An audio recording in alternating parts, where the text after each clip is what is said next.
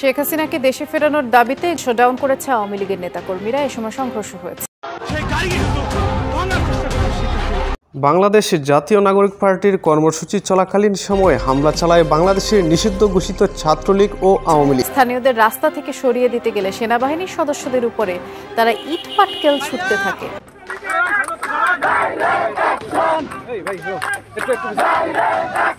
নতুন সংবিধান চাই, মামার বাড়ির আবদার। ডক্টর ইউনূস সরকারের অন্তর্বর্তীকালীন সরকার তারা গণ অভ্যুত্থানের চেতনার উল্টো দিকে অর্থাৎ বিপরীত দিকে হাঁটছে। শেখ হাসিনা দেশ থেকে চলে যাওয়ার পর থেকে এই দলটির উপর নেমে আসে কালো ছায়া। বিভিন্ন উপায়ে আওয়ামী লীগের বিভিন্ন নেতাকর্মীদের উপর তুলুম নির্যাতন চালাচ্ছে স্বৈরাচারী সরকার ডক্টর ইউনূস। তবে এবার যেন ভয়কে জয় করার উদ্দেশ্যে মাঠে নেমেছে বাংলাদেশ আওয়ামী লীগ এবং ছাত্রলীগ। আমাদের প্রশ্ন হলো, হাসিনাকে কেন দাঁড়িয়েছেন সেই জবাব দেন।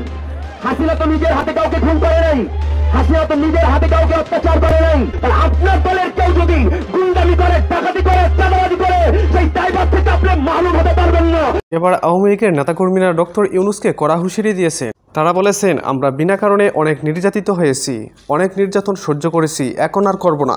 আওয়ামী লীগের নেতাকর্মীরা বিভিন্ন গণমাধ্যমকে জানিয়েছেন, আমরা স্বৈরাচারী ডক্টর ইউনূসের বিরুদ্ধে মাঠে নেমেছি, আমাদেরকে কেউ বাধা দিতে আসলে তাদের পিঠের চামড়া থাকবে না।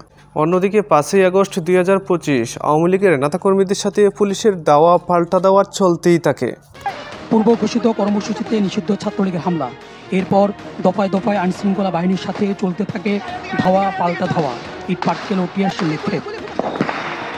তবে আওয়ামী লীগের নেতাকর্মীরা মনে করেন, তাদের এই তাণ্ডবলীলার পরিপ্রেক্ষিতে ডক্টর ইউনূসের চোখে যেন ভয়ের ছায়া দেখতে পাচ্ছে।